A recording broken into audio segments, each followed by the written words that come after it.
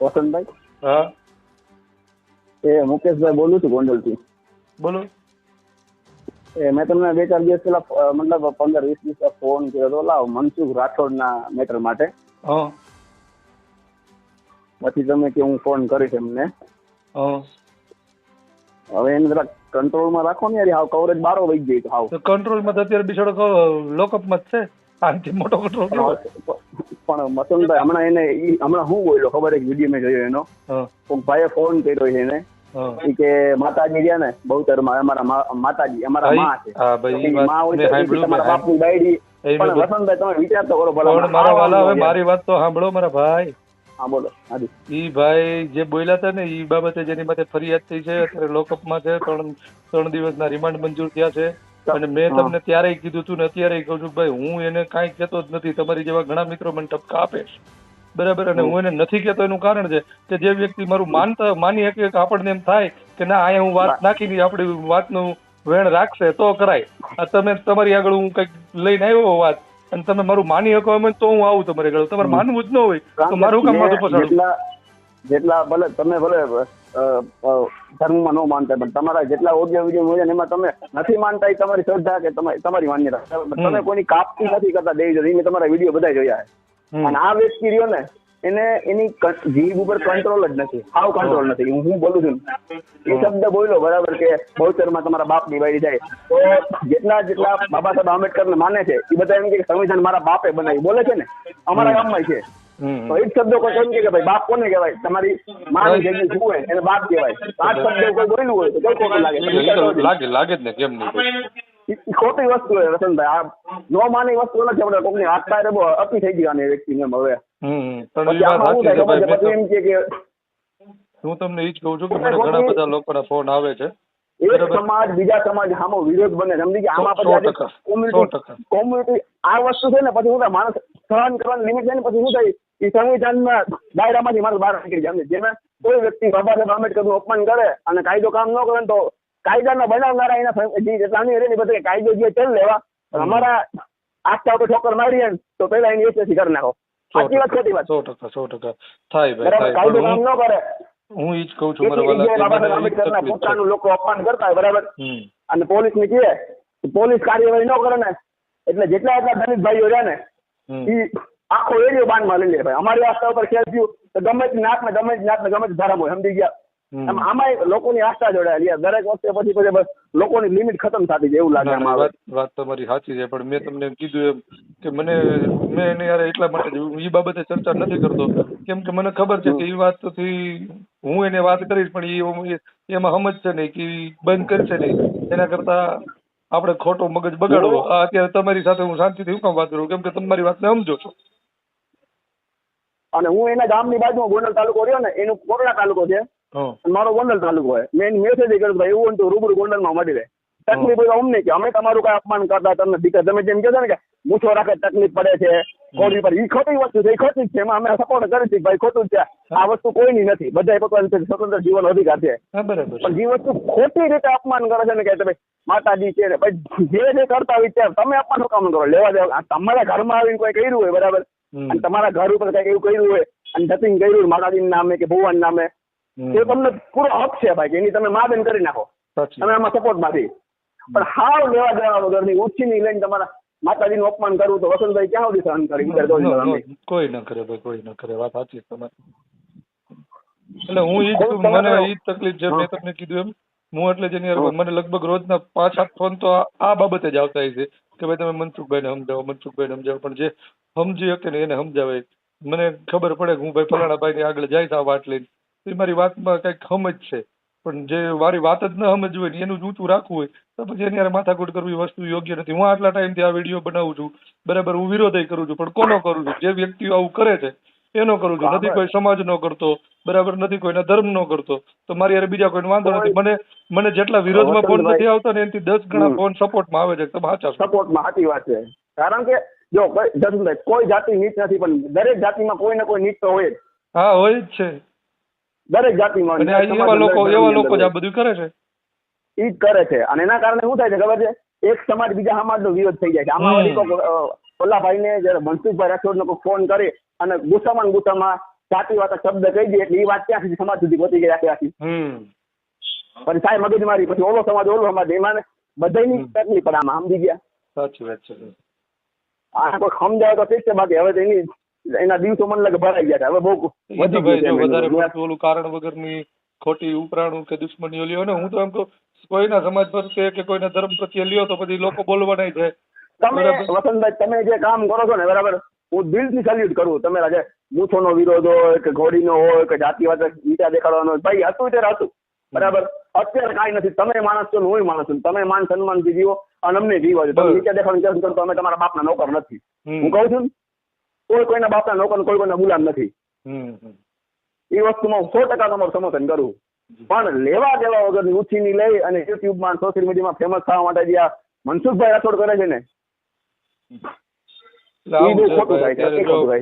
અત્યારે મને ઘણા બધા ફોન આવે છે કે ભાઈ આવું થયું છે તો હવે આપણે શું કરવું. એટલે હું એ લોકોને જ કહું છું કે આપણે શું કરવું.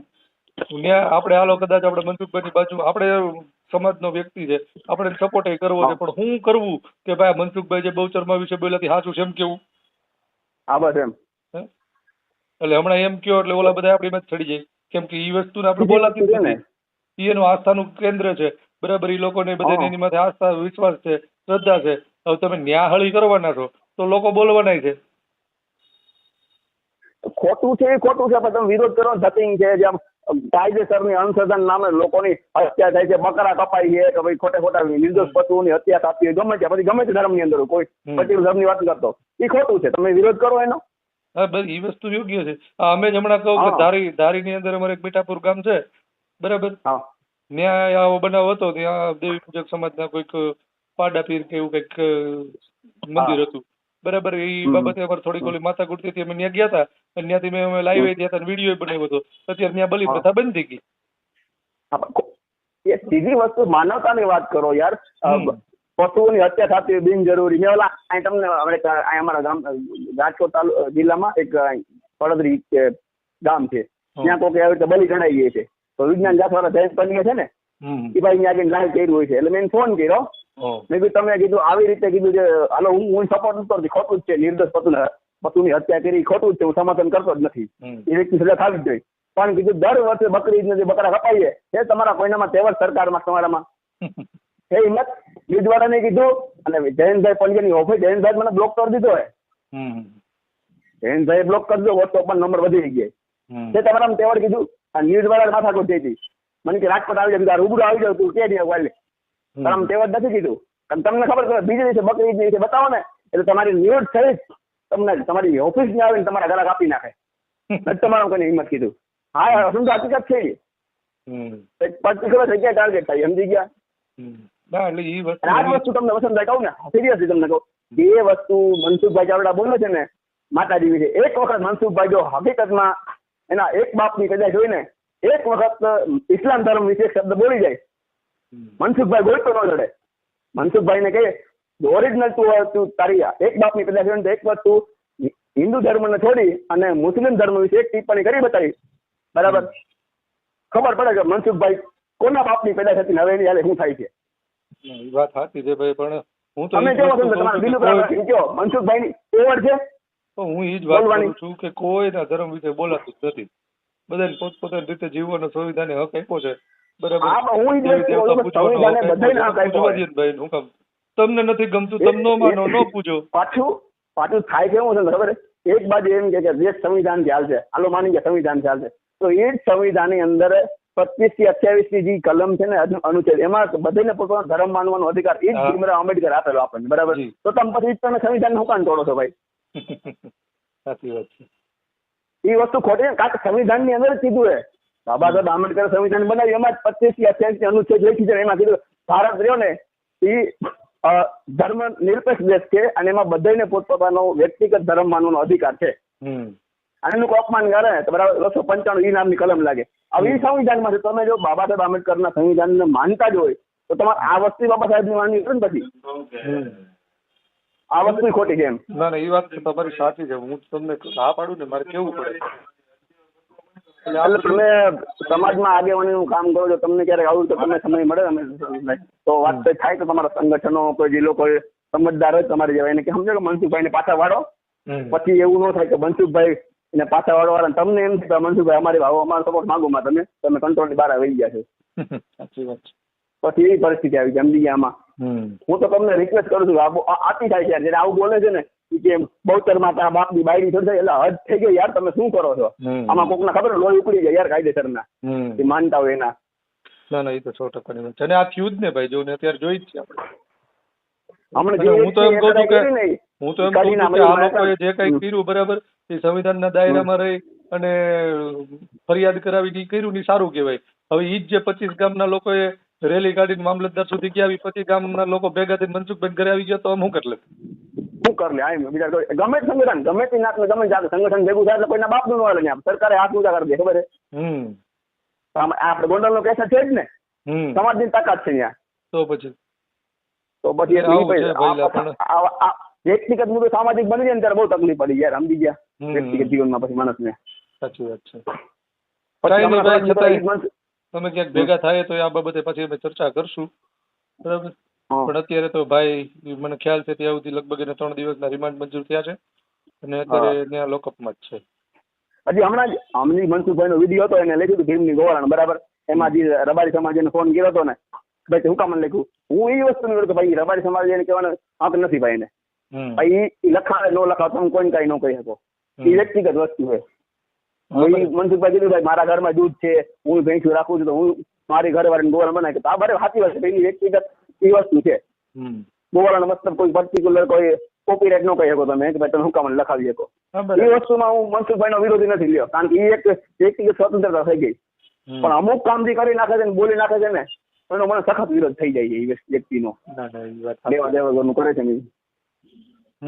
સાચી વાત છે. ભલે ભાઈ, છતાંય મેં કીધું એમ અમે આ બાબતે તમે જે ભેગા થાવ તો ભાઈ વસંતભાઈ જોજો તમારા હું તમને તમારા સમાજના કાર્યક્રમ તમે જે કરો છો ને એમાં હું બધી રીતે તમારા એક વિડીયો મને જે રીતે મારા વસંતભાઈના વિડીયો નેગેટિવ કોમેન્ટ કરવી પડે અથવા એનો વિરોધ કરવો પડે, ફોન કરવો પડે.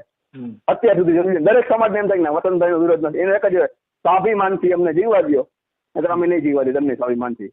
એ તો ભાઈ બરાબર છે ને. આ એવી રીતે તમે કામ કરો છો ને બરાબર, એટલે હું દિલથી તમને અને તમને બીજા કોઈને ફોન નથી કરતો હું આ વસ્તુ માટે. મને ખબર છે તમે આ વસ્તુ સમજી શકો છો આ વ્યક્તિ બોલે છે ને ખોટું બોલે છે.